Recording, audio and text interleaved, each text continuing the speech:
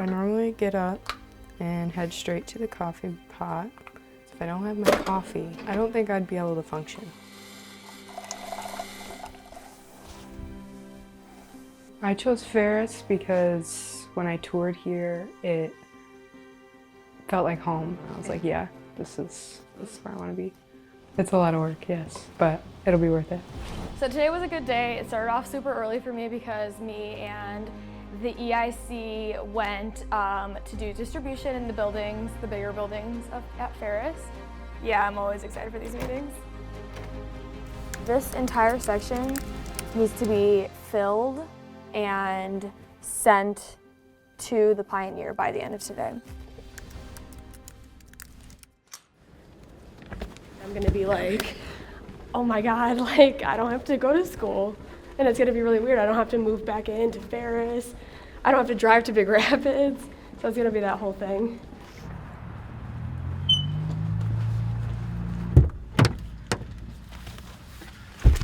When I first started at Ferris, I was like, maybe journalism isn't for me. And then it was mainly the torch that got me into everything. So this is the last one? Yep. How's it feel? It doesn't feel like anything yet. I don't know when it's gonna kick in.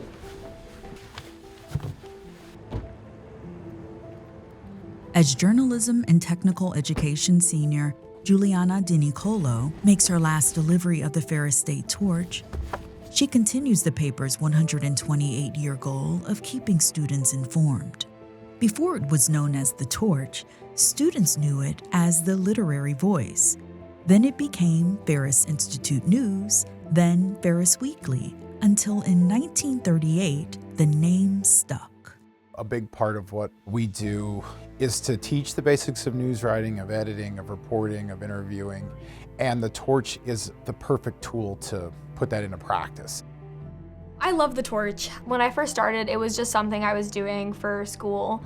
And then I've seen myself grow as a person, a student, and a journalist. She's grown so much in her confidence, her trust in herself, and her ability to write clearly and effectively and report so well and to manage people. So she went from, the bottom to the top. And in that time, I have seen more growth in her than probably any journalist that I've ever had.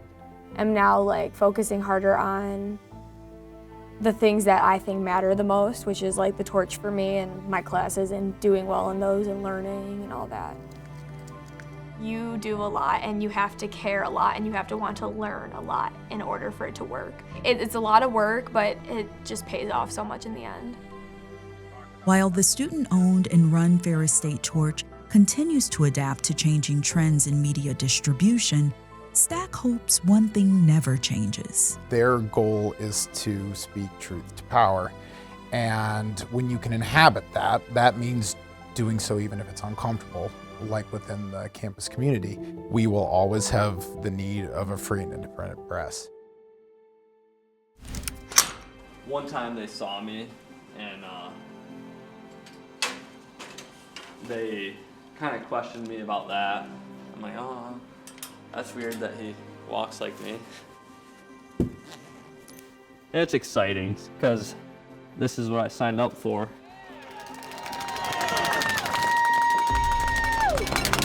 I did this.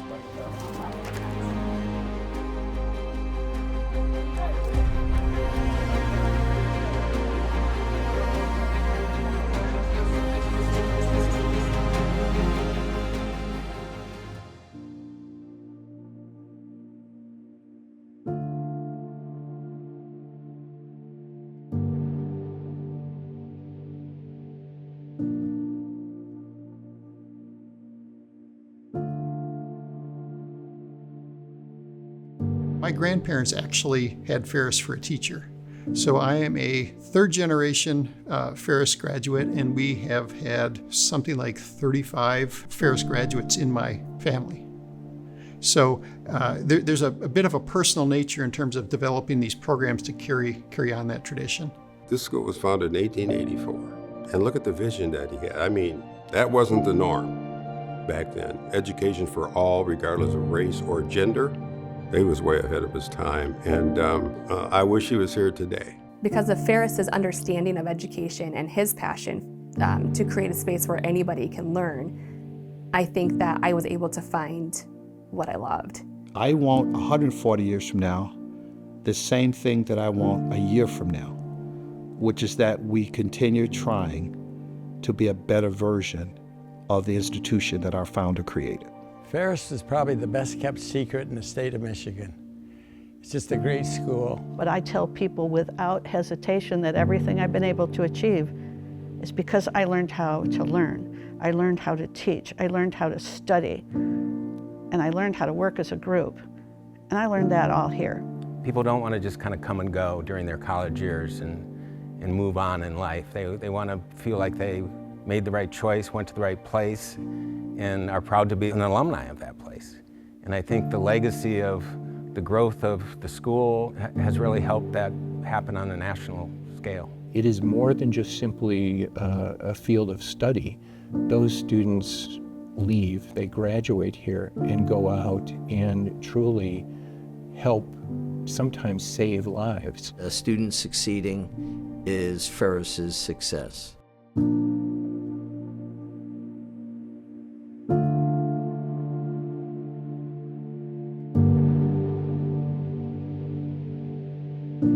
When they come across the stage, that to me is, that's their moment. I like to tell students to drink in that moment, to take a couple of seconds just to kind of pause and think about the magnitude of the moment.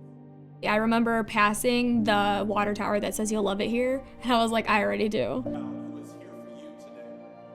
Juliana Di Nicolo.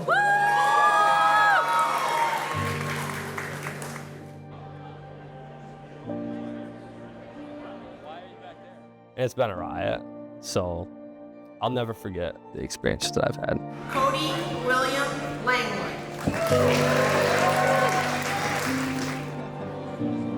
I probably will cry.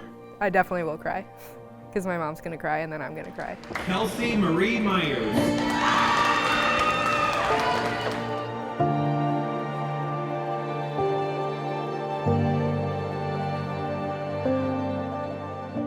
I will always have a special place in my heart for Ferris. Olalari Oladipo. My dream here at Ferris was for one to graduate, and I did that cum laude. Shout out to my mom, she was very happy for that. I feel proud and I feel an amazing feeling, just all that hard work finally being paid off. Chloe Idoni.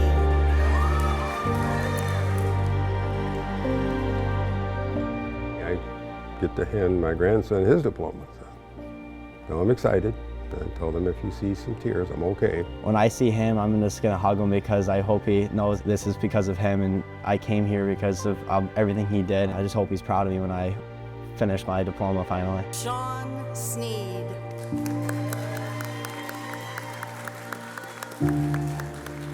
Ferris will always hold a special place in my heart and I always view it as home.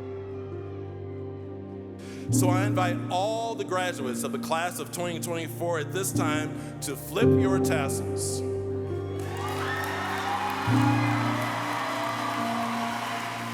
And always remember, you have home right here at Ferris State University.